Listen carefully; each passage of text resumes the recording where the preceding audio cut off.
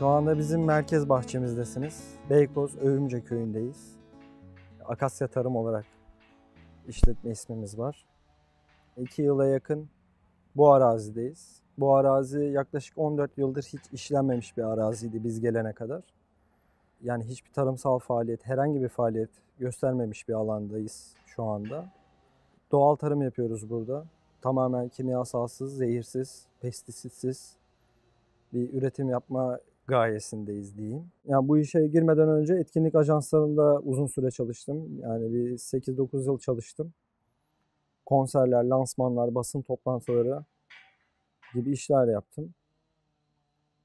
Daha sonrasından sertifikalı olarak Trakya'da organik tarımla başladım bu işe. Sebze yetiştiriciliğine. Trakya'da işte bir üretim yaptığım dönemlerde zaten bambaşka bir duyguyla oraya gittim. Etkinlik ajanslarında bahsettiğim gibi geçmişim beni çok yıprattı.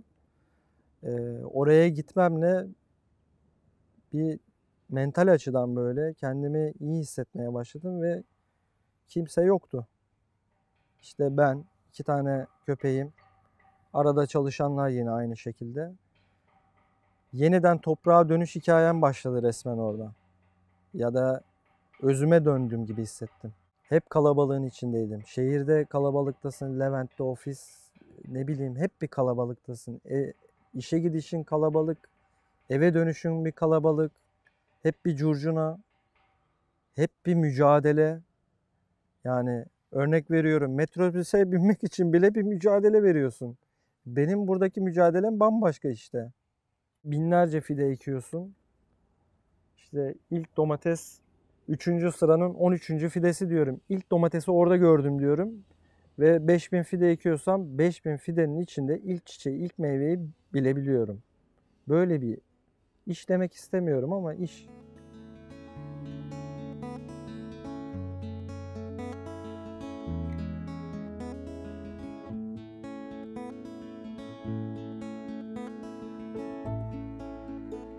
Kendi tohumlarımız var. Haricinde de İBB'den aldığımız fideler var. Genelde ama kendi tohumlarımızı sürdürülebilir olduğu için onları tercih ediyoruz öncelikle. İyi bir şeyler yaptığımıza inanıyoruz ve iyi bir yol kat ettiğimize inanıyoruz. Onun için genç köylü mü diyeyim, modern çiftçi mi diyeyim, yani orasını tam dolduramıyorum. Bölgede yaşayanlara bazı şeyleri soruyorum ama şimdi insanlar istemedikleri için, köylerde yabancılar istenmediği için o burada olmaz, boşuna ekme diye direkt gelip söyleyebiliyorlar. Genelde kendi deneyimlerimizi kullanmaya çalışıyoruz ya da kendimiz deneyerek öğrenmeye çalışıyoruz. Evet, burada ben atıyorum kuşkonmaz yetiştiremeyeceğimi bilirim çünkü iklim kurtarmaz. Denemem. Ama çileği denedik, bize olmaz dediler.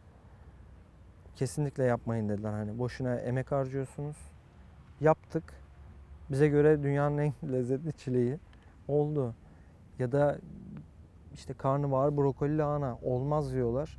Ektik, gayet de güzel oluyor. Toprak bizi geçindiriyor tabii ki. Çok fazlasını aramıyoruz aslında açıkçası. Arayışımız farklı yönlerde. Burada biraz daha insanlığa hani faydalı bir şeyler yapmak istiyoruz. Temiz tarım herkesin hakkı. Hani sade gıda herkesin hakkı demiyoruz bu noktada. Fiyatları bile ona göre belirliyoruz. Herkes ulaşabilsin diye. Daha makul düzeylerde tutuyoruz isteklerimizi de.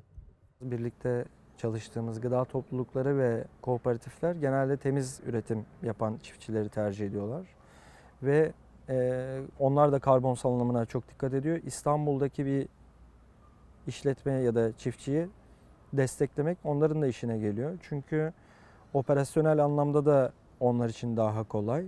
Çünkü sipariş veriyor, ertesi gün ellerinde oluyor. Onlar da müşterilerine aynı şekilde sunumunu yapabiliyorlar. Yerdeniz Kooperatifi, Göztepe Kooperatifi, Kuzguncuk Kooperatifi, Beyoğlu Gıda Topluluğu, Postane şu anda çalıştığımız yerler bizi çok iyi motive ediyorlar. Yaptıkları işlerden dolayı motive oluyoruz. Onlar da temiz ve adil gıdaya herkesin ulaşmasını sağladıkları için çok ufak marjlarla mesela çalışıyorlar.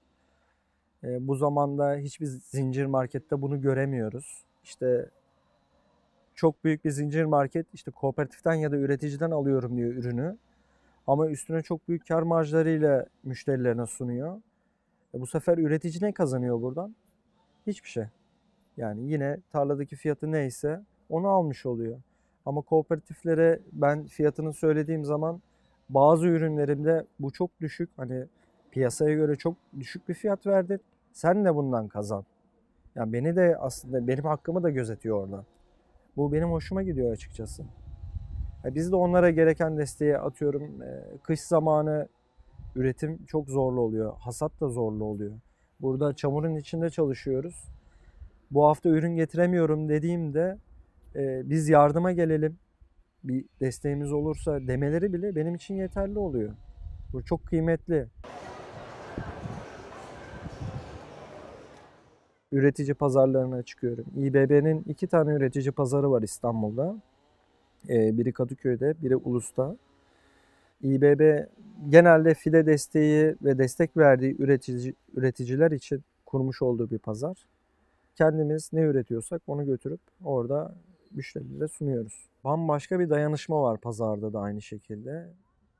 İstanbul çeperindeki birçok üreticiyi tanıyorum artık pazar sayesinde.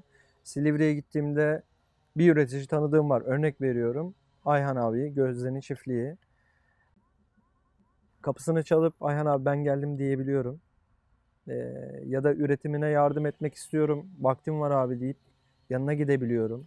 Ya da şu ürün lazım deyip ondan ürün alabiliyorum. Temiz yaptığını bildiğim için. Öyle bir dayanışma var aramızda. Orada bambaşka bir duygu var aslında. Şimdi aynı yoldaşsın, aynı yoldasın. Zorluk derecesini biliyorsun ve bu insanlar bir arada. Yani güç veriyor resmen.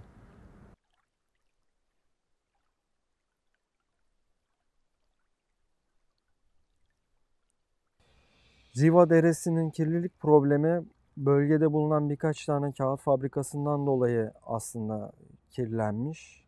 Zamanla zaten kullanılmaz hale gelmiş.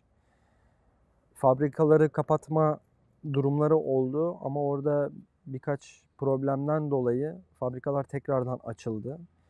Şimdi köyün yaşlılarıyla konuşuyorum mesela. Bu derede yüzmeyi öğrenmişler. Bu derede balık tutmayı öğrenmişler. Bu derede balık tutuyorlarmış. Şu anda balıkla alakalı ve hani dereye yaklaşmak bile bir problem. Hani balık zaten yok. Bu da bir problem aslında. Bölgesel bir problem.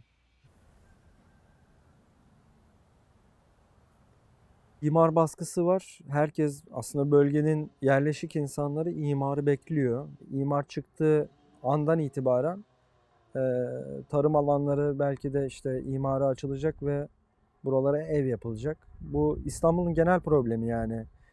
Garipçe'ye de gitseniz aynı problem var. Beykoz'a gelseniz Beykoz'da da aynı problem var. Sadece bölgeye has değil yani.